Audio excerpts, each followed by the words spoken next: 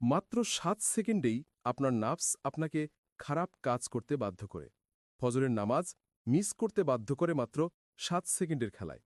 এমনকি হারাম কিছু একবার দেখার পরেও দ্বিতীয়বার দেখতে বাধ্য করে মাত্র ৭ সেকেন্ডের খেলায়।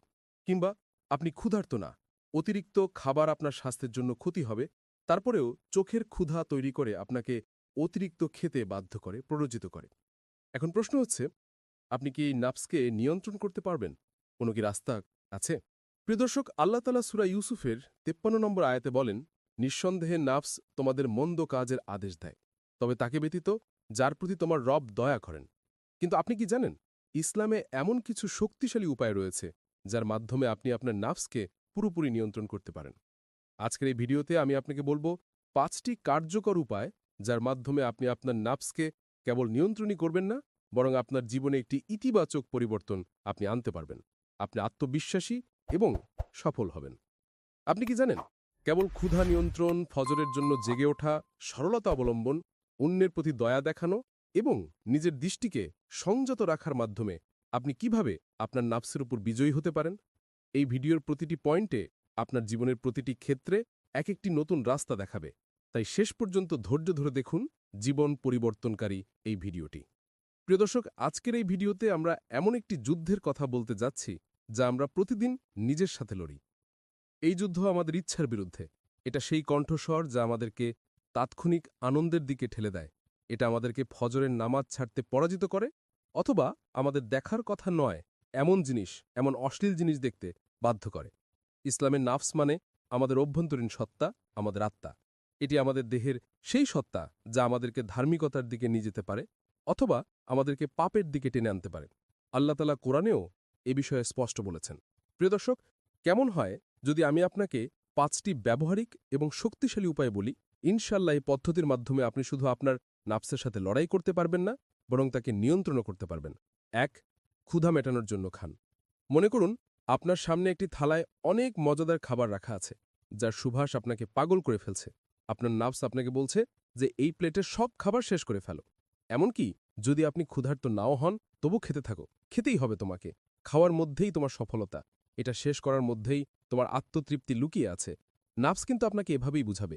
মনে রাখবেন, সেই মুহূর্ত থেকেই কিন্তু আপনার আত্মনিয়ন্ত্রণের পরীক্ষা শুরু হয়। আমাদের প্রিয় নবী সাল্লাল্লাহু আলাইহি ওয়াসাল্লাম আমাদেরকে মধ্যম পন্থার একটি সুন্দর উদাহরণ দিয়েছেন।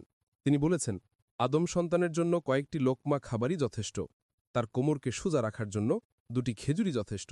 এছাড়া আল্লাহর রাসূল বলেছেন, যদি আরও বেশি খেতেই হয় তাহলে পেটের ১/৩ খাবার দ্বারা, ১/৩ পানি দ্বারা পূর্ণ করো, আর ১/৩ বাতাসের জন্য খালি রাখো।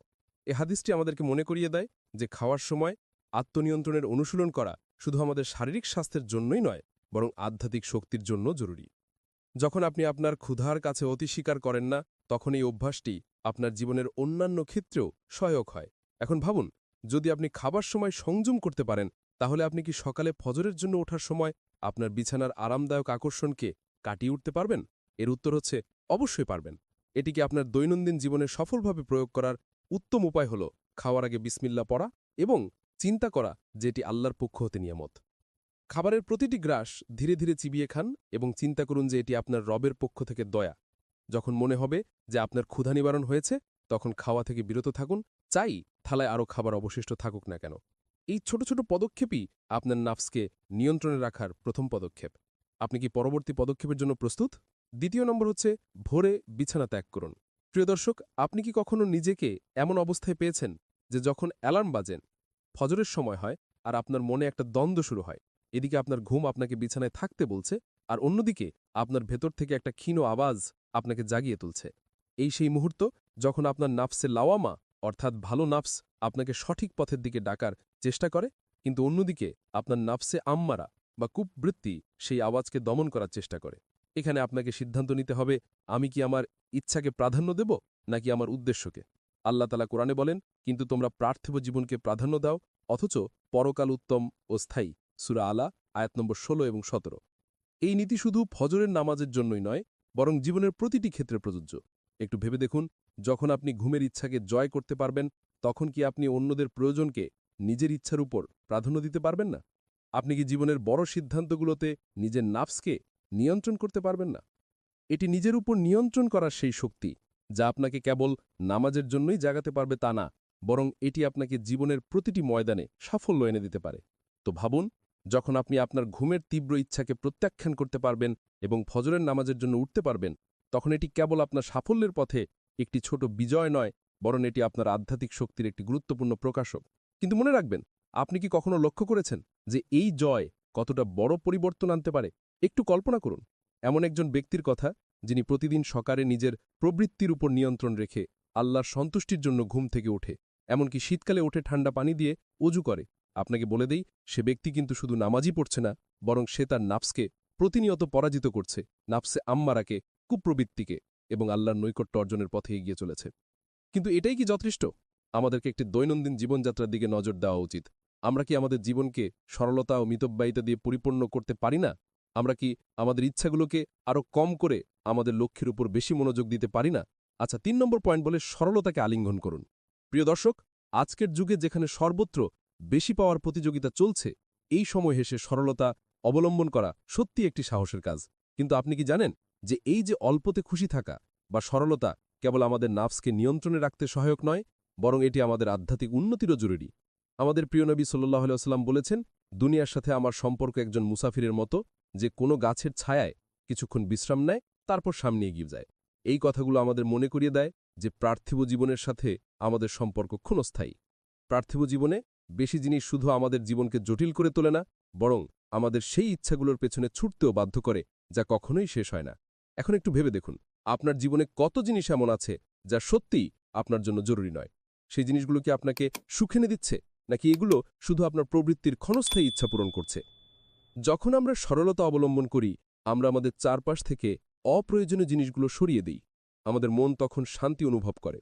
সরলতা গ্রহণের অর্থ হল আমাদের হৃদয়কে সেই ইচ্ছা থেকে মুক্ত করা যা আমাদেরকে জগতের ধোকায় ফেলে দেয় এবং আমাদের পরকালকে প্রভাবিত করে। ৪ নম্বর হচ্ছে প্রতিদিন অন্যের উপর দয়া করা।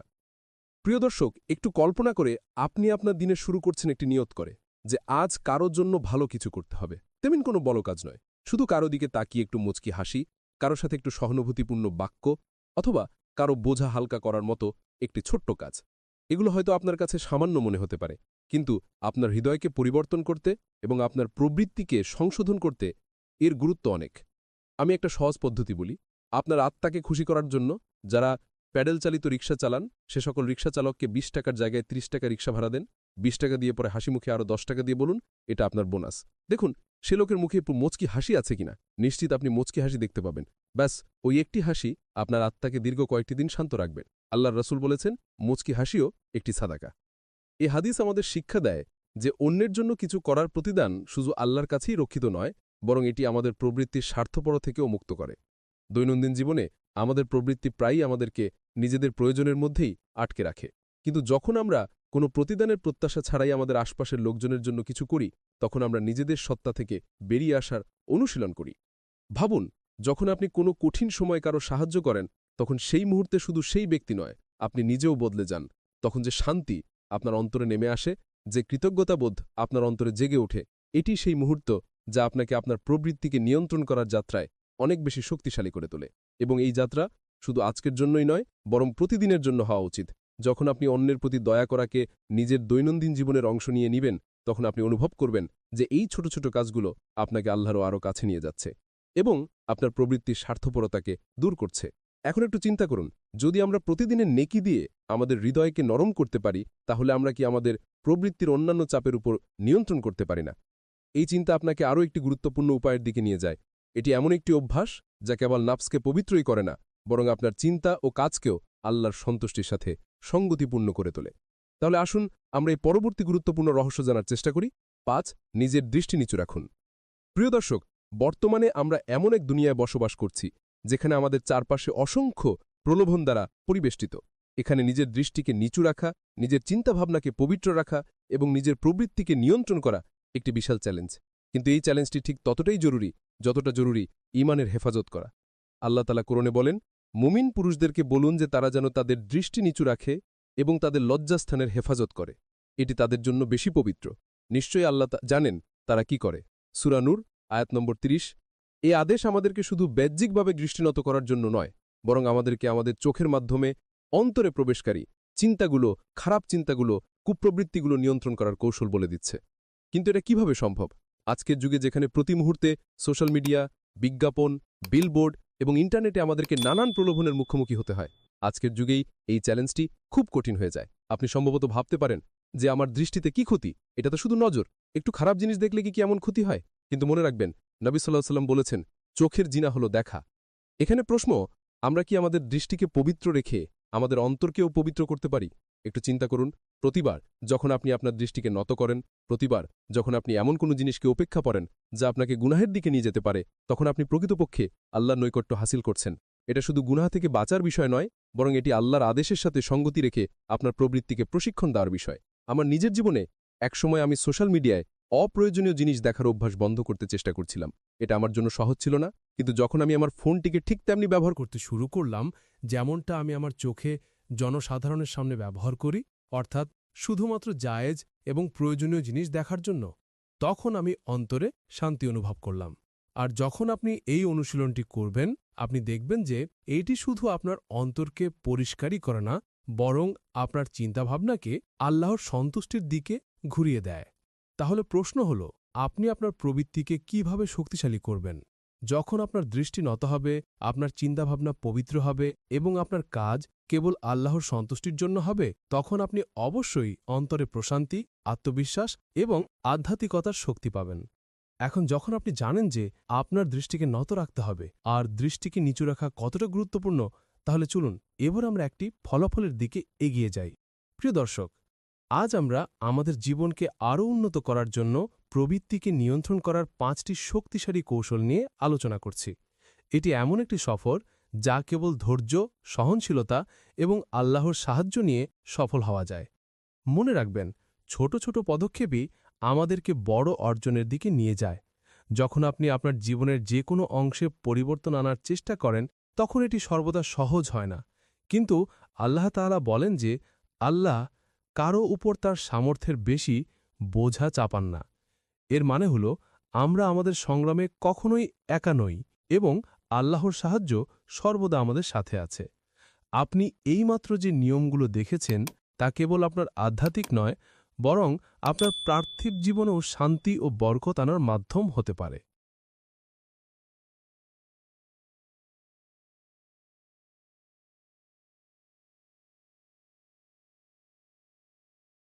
মাত্র ৭ সেকেন্ডেই আপনার নাফস আপনাকে খারাপ কাজ করতে বাধ্য করে। ফজরের নামাজ মিস করতে বাধ্য করে মাত্র ৭ সেকেন্ডের খেলায়।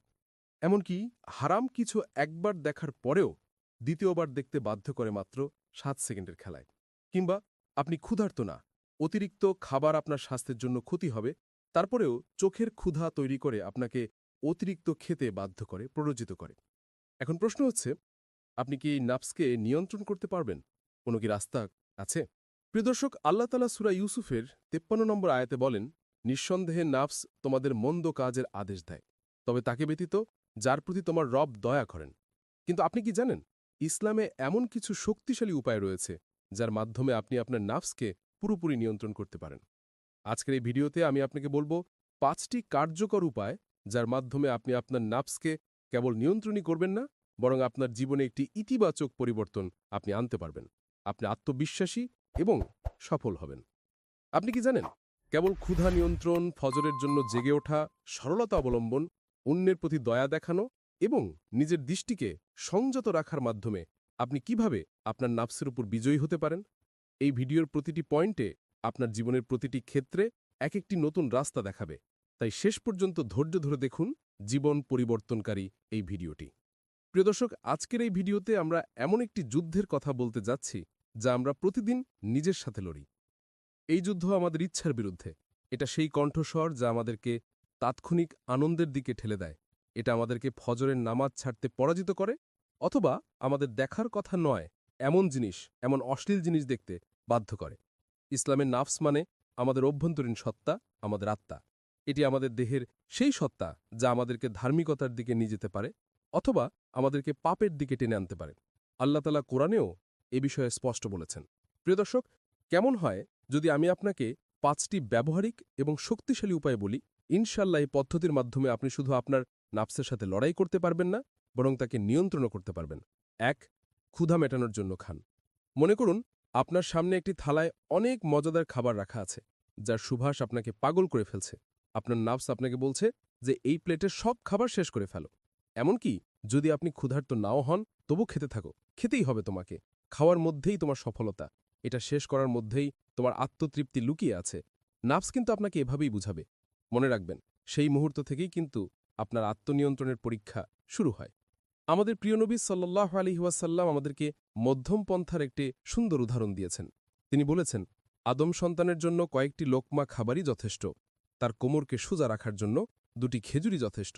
এছাড়া আল্লাহ রাসূল বলেছেন, যদি আরও বেশি খেতেই হয় তাহলে পেটের 1/3 খাবার দ্বারা, 1/3 পানি দ্বারা পূর্ণ করো, আর 1/3 বাতাসের জন্য খালি রাখো। এ হাদিসটি আমাদেরকে মনে করিয়ে দেয় যে খাওয়ার সময় আত্মনিয়ন্ত্রণের অনুশীলন করা শুধু আমাদের শারীরিক স্বাস্থ্যের জন্যই নয়, বরং আধ্যাত্মিক শক্তির জন্য জরুরি। যখন আপনি আপনার ক্ষুধার কাছে অতিস্বীকার করেন না, তখন এই অভ্যাসটি আপনার জীবনের অন্যান্য ক্ষেত্রেও সহায়ক হয়। এখন ভাবুন, যদি আপনি খাবার সময় সংযম করতে পারেন, তাহলে আপনি কি সকালে ফজরের জন্য ওঠার সময় আপনার বিছানার আরামদায়ক আকর্ষণকে কাটিয়ে উঠতে পারবেন? এর উত্তর হচ্ছে অবশ্যই পারবেন। এটিকে আপনার দৈনন্দিন জীবনে সফলভাবে প্রয়োগ করার উত্তম উপায় হল খাওয়ার আগে বিসমিল্লাহ পড়া এবং চিন্তা করা যে এটি আল্লাহর পক্ষ হতে নিয়ামত। খাবারের প্রতিটি গ্রাস ধীরে ধীরে চিবিয়ে খান এবং চিন্তা করুন যে এটি আপনার রবের পক্ষ থেকে দয়া। যখন মনে হবে যে আপনার ক্ষুধা নিবারণ হয়েছে, তখন খাওয়া থেকে বিরত থাকুন, চাই থালায় আরও খাবার অবশিষ্ট থাকুক না কেন। এই ছোট ছোট পদক্ষেপই আপনার নাফসকে নিয়ন্ত্রণে রাখার প্রথম পদক্ষেপ। আপনি কি পরবর্তী পদক্ষেপের জন্য প্রস্তুত? দ্বিতীয় নম্বর হচ্ছে ভোরে বিছানা ত্যাগ করুন। প্রিয় দর্শক, আপনি কি কখনো নিজেকে এমন অবস্থায় পেয়েছেন যে যখন অ্যালার্ম বাজেন, ফজরের সময় হয়, আর আপনার মনে একটা দ্বন্দ্ব শুরু হয়? এদিকে আপনার ঘুম আপনাকে বিছানায় থাকতে বলছে, আর অন্যদিকে আপনার ভেতর থেকে একটা ক্ষীণ আওয়াজ আপনাকে জাগিয়ে তুলছে। এই সেই মুহূর্ত যখন আপনার নাফসে লাওয়ামা, অর্থাৎ ভালো নাফস, আপনাকে সঠিক পথের দিকে ডাকার চেষ্টা করে, কিন্তু অন্যদিকে আপনার নাফসে আম্মারা বা কুববৃত্তি সেই আওয়াজকে দমন করার চেষ্টা করে। এখানে আপনাকে সিদ্ধান্ত নিতে হবে, আমি কি আমার ইচ্ছাকে প্রাধান্য দেব নাকি আমার উদ্দেশ্যকে। আল্লাহ তাআলা কোরআনে বলেন, কিন্তু তোমরা পার্থিব জীবনকে প্রাধান্য দাও, অথচ পরকাল উত্তম ও স্থায়ী। সূরা আলা আয়াত নম্বর 16 এবং 17। এই নীতি শুধু ফজরের নামাজের জন্যই নয়, বরং জীবনের প্রতিটি ক্ষেত্রে প্রযোজ্য। একটু ভেবে দেখুন, যখন আপনি ঘুমের ইচ্ছাকে জয় করতে পারবেন, তখন কি আপনি অন্যদের প্রয়োজনকে নিজের ইচ্ছার উপর প্রাধান্য দিতে পারবেন না? আপনি কি জীবনের বড় সিদ্ধান্তগুলোতে নিজের নাফসকে নিয়ন্ত্রণ করতে পারবেন না? এটি নিজের উপর নিয়ন্ত্রণ করার সেই শক্তি, যা আপনাকে কেবল নামাজের জন্যই জাগাতে পারবে তা না, বরং এটি আপনাকে জীবনের প্রতিটি ময়দানে সাফল্য এনে দিতে পারে। তো ভাবুন, যখন আপনি আপনার ঘুমের তীব্র ইচ্ছাকে প্রত্যাখ্যান করতে পারবেন এবং ফজরের নামাজের জন্য উঠতে পারবেন, তখন এটি কেবল আপনার সাফল্যের পথে একটি ছোট বিজয় নয়, বরং এটি আপনার আধ্যাত্মিক শক্তির একটি গুরুত্বপূর্ণ প্রকাশক। কিন্তু মনে রাখবেন, আপনি কি কখনো লক্ষ্য করেছেন যে এই জয় কতটা বড় পরিবর্তন আনতে পারে? একটু কল্পনা করুন, এমন একজন ব্যক্তির কথা যিনি প্রতিদিন সকালে নিজের প্রবৃত্তির উপর নিয়ন্ত্রণ রেখে আল্লাহর সন্তুষ্টির জন্য ঘুম থেকে ওঠে, এমনকি শীতকালে ওঠে ঠান্ডা পানি দিয়ে অজু করে। আপনাকে বলে দেই, সে ব্যক্তি কিন্তু শুধু নামাজই পড়ছে না, বরং সে তার নাফসকে প্রতিনিয়ত পরাজিত করছে, নাফসে আম্মারাকে, কুপ্রবৃত্তিকে, এবং আল্লাহর নৈকট্য অর্জনের পথে এগিয়ে চলেছে। কিন্তু এটাই কি যথেষ্ট? আমাদেরকে একটি দৈনন্দিন জীবনযাত্রার দিকে নজর দেওয়া উচিত। আমরা কি আমাদের জীবনকে সরলতা ও মিতব্যয়িতা দিয়ে পরিপূর্ণ করতে পারি না? আমরা কি আমাদের ইচ্ছাগুলোকে আরও কম করে আমাদের লক্ষ্যের উপর বেশি মনোযোগ দিতে পারি না? আচ্ছা, 3 নম্বর পয়েন্ট বলে সরলতাকে আলিঙ্গন করুন। প্রিয় দর্শক, আজকের যুগে যেখানে সর্বত্র বেশি পাওয়ার প্রতিযোগিতা চলছে, এই সময় হেসে সরলতা অবলম্বন করা সত্যি একটি সাহসের কাজ। কিন্তু আপনি কি জানেন যে এই যে অল্পতে খুশি থাকা বা সরলতা কেবল আমাদের নাফসকে নিয়ন্ত্রণে রাখতে সহায়ক নয়, বরং এটি আমাদের আধ্যাত্মিক উন্নতিরও জরুরি। আমাদের প্রিয় নবী সাল্লাল্লাহু আলাইহি ওয়াসাল্লাম বলেছেন, দুনিয়ার সাথে আমার সম্পর্ক একজন মুসাফিরের মতো, যে কোনো গাছের ছায়ায় কিছুক্ষণ বিশ্রাম নেয়, তারপর সামনে এগিয়ে যায়। এই কথাগুলো আমাদের মনে করিয়ে দেয় যে পার্থিব জীবনের সাথে আমাদের সম্পর্ক ক্ষণস্থায়ী। পার্থিব জীবনে বেশি জিনিস শুধু আমাদের জীবনকে জটিল করে তোলে না, বরং আমাদের সেই ইচ্ছাগুলোর পেছনে ছুটতেও বাধ্য করে, যা কখনোই শেষ হয় না। এখন একটু ভেবে দেখুন, আপনার জীবনে কত জিনিস এমন আছে যা সত্যিই আপনার জন্য জরুরি নয়? সেই জিনিসগুলো কি আপনাকে সুখ এনে দিচ্ছে, নাকি এগুলো শুধু আপনার প্রবৃত্তির ক্ষণস্থায়ী ইচ্ছা পূরণ করছে? যখন আমরা সরলতা অবলম্বন করি, আমরা আমাদের চারপাশ থেকে অপ্রয়োজনীয় জিনিসগুলো সরিয়ে দিই। আমাদের মন তখন শান্তি অনুভব করে। সরলতা গ্রহণের অর্থ হল আমাদের হৃদয়কে সেই ইচ্ছা থেকে মুক্ত করা যা আমাদেরকে জগতের ধোকায় ফেলে দেয় এবং আমাদের পরকালকে প্রভাবিত করে। 4 নম্বর হচ্ছে প্রতিদিন অন্যের উপর দয়া করা। প্রিয় দর্শক, একটু কল্পনা করে আপনি আপনার দিনের শুরু করছেন একটি নিয়ত করে যে আজ কারোর জন্য ভালো কিছু করতে হবে। তেমন কোনো বড় কাজ নয়, শুধু কারো দিকে তাকিয়ে একটু মুচকি হাসি, কারো সাথে একটু সহানুভূতিপূর্ণ বাক্য, অথবা কারো বোঝা হালকা করার মতো একটি ছোট্ট কাজ। এগুলো হয়তো আপনার কাছে সামান্য মনে হতে পারে, কিন্তু আপনার হৃদয়কে পরিবর্তন করতে এবং আপনার প্রবৃত্তিকে সংশোধন করতে এর গুরুত্ব অনেক। আমি একটা সহজ পদ্ধতি বলি। আপনার আত্মাকে খুশি করার জন্য যারা প্যাডেল চালিত রিক্সা চালান, সে সকল রিক্সা চালককে ২০ টাকার জায়গায় ৩০ টাকা রিক্সা ভাড়া দেন। ২০ টাকা দিয়ে পরে হাসি মুখে আরও ১০ টাকা দিয়ে বলুন, এটা আপনার বোনাস। দেখুন সে লোকের মুখে একটু মুচকি হাসি আছে কিনা। নিশ্চিত আপনি মুচকি হাসি দেখতে পাবেন। ব্যাস ওই একটি হাসি আপনার আত্মাকে দীর্ঘ কয়েকটি দিন শান্ত রাখবেন। আল্লাহর রাসূল বলেছেন, মুচকি হাসিও একটি সাদাকা। এ হাদিস আমাদের শিক্ষা দেয় যে অন্যের জন্য কিছু করার প্রতিদান শুধু আল্লাহর কাছেই রক্ষিত নয়, বরং এটি আমাদের প্রবৃত্তির স্বার্থপর থেকেও মুক্ত করে। দৈনন্দিন জীবনে আমাদের প্রবৃত্তি প্রায়ই আমাদেরকে নিজেদের প্রয়োজনের মধ্যেই আটকে রাখে, কিন্তু যখন আমরা কোনো প্রতিদানের প্রত্যাশা ছাড়াই আমাদের আশপাশের লোকজনের জন্য কিছু করি, তখন আমরা নিজেদের সত্তা থেকে বেরিয়ে আসার অনুশীলন করি। ভাবুন, যখন আপনি কোনো কঠিন সময় কারো সাহায্য করেন, তখন সেই মুহূর্তে শুধু সেই ব্যক্তি নয়, আপনি নিজেও বদলে যান। তখন যে শান্তি আপনার অন্তরে নেমে আসে, যে কৃতজ্ঞতাবোধ আপনার অন্তরে জেগে ওঠে, এটি সেই মুহূর্ত যা আপনাকে আপনার প্রবৃত্তিকে নিয়ন্ত্রণ করার যাত্রায় অনেক বেশি শক্তিশালী করে তোলে। এবং এই যাত্রা শুধু আজকের জন্যই নয়, বরং প্রতিদিনের জন্য হওয়া উচিত। যখন আপনি অন্যের প্রতি দয়া করাকে নিজের দৈনন্দিন জীবনের অংশ নিয়ে নিবেন, তখন আপনি অনুভব করবেন যে এই ছোট ছোট কাজগুলো আপনাকে আল্লাহরও আরও কাছে নিয়ে যাচ্ছে এবং আপনার প্রবৃত্তির স্বার্থপরতাকে দূর করছে। এখন একটু চিন্তা করুন, যদি আমরা প্রতিদিনের নেকি দিয়ে আমাদের হৃদয়কে নরম করতে পারি, তাহলে আমরা কি আমাদের প্রবৃত্তির অন্যান্য চাপের উপর নিয়ন্ত্রণ করতে পারি না? এই চিন্তা আপনাকে আরও একটি গুরুত্বপূর্ণ উপায়ের দিকে নিয়ে যায়। এটি এমন একটি অভ্যাস যা কেবল নাফসকে পবিত্রই করে না, বরং আপনার চিন্তা ও কাজকেও আল্লাহর সন্তুষ্টির সাথে সঙ্গতিপূর্ণ করে তোলে। তাহলে আসুন আমরা এই পরবর্তী গুরুত্বপূর্ণ রহস্য জানার চেষ্টা করি। ৫. নিজের দৃষ্টি নিচু রাখুন। প্রিয় দর্শক, বর্তমানে আমরা এমন এক দুনিয়ায় বসবাস করছি যেখানে আমাদের চারপাশে অসংখ্য প্রলোভন দ্বারা পরিবেষ্টিত। এখানে নিজের দৃষ্টিকে নিচু রাখা, নিজের চিন্তাভাবনাকে পবিত্র রাখা এবং নিজের প্রবৃত্তিকে নিয়ন্ত্রণ করা একটি বিশাল চ্যালেঞ্জ। কিন্তু এই চ্যালেঞ্জটি ঠিক ততটাই জরুরি যতটা জরুরি ঈমানের হেফাজত করা। আল্লাহ তাআলা কোরআনে বলেন, মুমিন পুরুষদেরকে বলুন যে তারা যেন তাদের দৃষ্টি নিচু রাখে এবং তাদের লজ্জাস্থানের হেফাজত করে। এটি তাদের জন্য বেশি পবিত্র। নিশ্চয়ই আল্লাহ জানেন তারা কি করে। সূরা নূর আয়াত নম্বর ৩০। এই আদেশ আমাদেরকে শুধু বাহ্যিকভাবে দৃষ্টিনত করার জন্য নয়, বরং আমাদেরকে আমাদের চোখের মাধ্যমে অন্তরে প্রবেশকারী চিন্তাগুলো, খারাপ চিন্তাগুলো, কুপ্রবৃত্তিগুলো নিয়ন্ত্রণ করার কৌশল বলে দিচ্ছে। কিন্তু এটা কিভাবে সম্ভব? আজকের যুগে যেখানে প্রতি মুহূর্তে সোশ্যাল মিডিয়া, বিজ্ঞাপন, বিলবোর্ড এবং ইন্টারনেটে আমাদেরকে নানান প্রলোভনের মুখোমুখি হতে হয়, আজকের যুগেই এই চ্যালেঞ্জটি খুব কঠিন হয়ে যায়। আপনি সম্ভবত ভাবতে পারেন যে আমার দৃষ্টিতে কি ক্ষতি? এটা তো শুধু নজর। একটু খারাপ জিনিস দেখলে কি এমন ক্ষতি হয়? কিন্তু মনে রাখবেন, নবী সাল্লাল্লাহু আলাইহি ওয়াসাল্লাম বলেছেন, চোখের জিনা হলো দেখা। এখানে প্রশ্ন, আমরা কি আমাদের দৃষ্টিকে পবিত্র রেখে আমাদের অন্তরকেও পবিত্র করতে পারি? একটু চিন্তা করুন, প্রতিবার যখন আপনি আপনার দৃষ্টিকে নত করেন, প্রতিবার যখন আপনি এমন কোনো জিনিসকে উপেক্ষা করেন যা আপনাকে গুনাহের দিকে নিয়ে যেতে পারে, তখন আপনি প্রকৃতপক্ষে আল্লাহর নৈকট্য হাসিল করছেন। এটা শুধু গুনাহ থেকে বাঁচার বিষয় নয়, বরং এটি আল্লাহর আদেশের সাথে সঙ্গতি রেখে আপনার প্রবৃত্তিকে প্রশিক্ষণ দেওয়ার বিষয়। আমার নিজের জীবনে একসময় আমি সোশ্যাল মিডিয়ায় অপ্রয়োজনীয় জিনিস দেখার অভ্যাস বন্ধ করতে চেষ্টা করছিলাম। এটা আমার জন্য সহজ ছিল না, কিন্তু যখন আমি আমার ফোনটিকে ঠিক তেমনি ব্যবহার করতে শুরু করলাম যেমনটা আমি আমার চোখে জনসাধারণের সামনে ব্যবহার করি, অর্থাৎ শুধুমাত্র জায়েজ এবং প্রয়োজনীয় জিনিস দেখার জন্য, তখন আমি অন্তরে শান্তি অনুভব করলাম। আর যখন আপনি এই অনুশীলনটি করবেন, আপনি দেখবেন যে এইটি শুধু আপনার অন্তরকে পরিষ্কারই করে না, বরং আপনার চিন্তাভাবনাকে আল্লাহর সন্তুষ্টির দিকে ঘুরিয়ে দেয়। তাহলে প্রশ্ন হল, আপনি আপনার প্রবৃত্তিকে কিভাবে শক্তিশালী করবেন?